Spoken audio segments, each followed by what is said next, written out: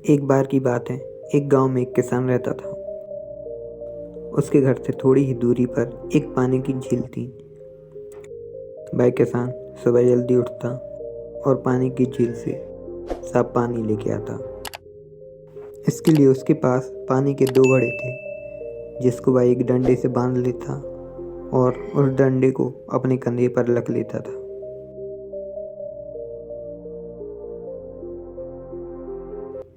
कुछ समय बाद एक मटके में एक छोटा सा छेद हो जाता है और दूसरा घड़ा बिल्कुल ठीक था।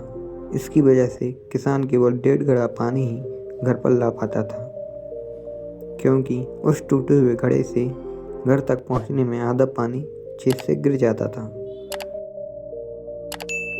यही चीज़ किसान के साथ बहुत समय से हो रही थी। जो अच्छा घड़ा था वह टूटे हुए घड़े को देखकर प्राउड फील करता। देखो, मैं पूरा पानी सेफ घर तक लेके आता हूँ और मुझ में कोई छेद भी नहीं है। तुम आधा पानी रास्ते में ही गिरा देते हो। इस वजह से दूसरा घड़ा बहुत ही उदास रहता था, क्योंकि उसमें छेद था और किसान की मेहनत को बर्बाद कर देता था। इसलिए उस टूटे हुए घड़े ने एक दिन किसान से बोल ही दिया, तुम रोज सुबह झील से पानी लेकर आते हो और मैं तुम्हारी मेहनत को बर्बाद कर देता हूँ। अब मैं तुम्हारे किसी काम का नहीं हूँ।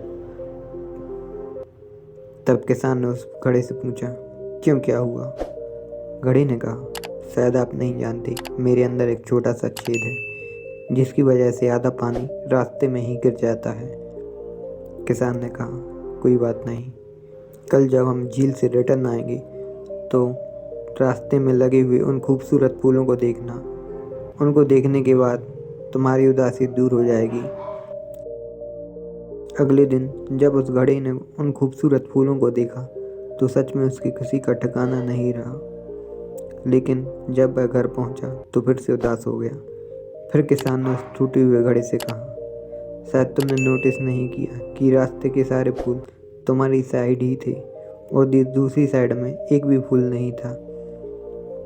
मुझे पहले से पता था तुम्हारे अंदर एक छोटा सा छेद है, जिसका मैंने फ़ायदा उठाया।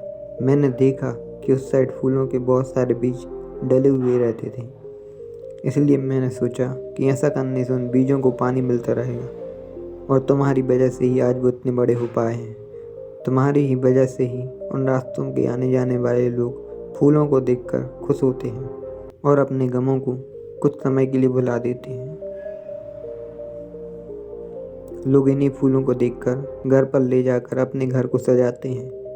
अगर तुम टूटे हुए ना होते तो ऐसा कभी नहीं हो पाता। आज तुम हजारों लोगों की मुस्कान की वजह हो। अपने आप को कभी यूजलेस मत समझना।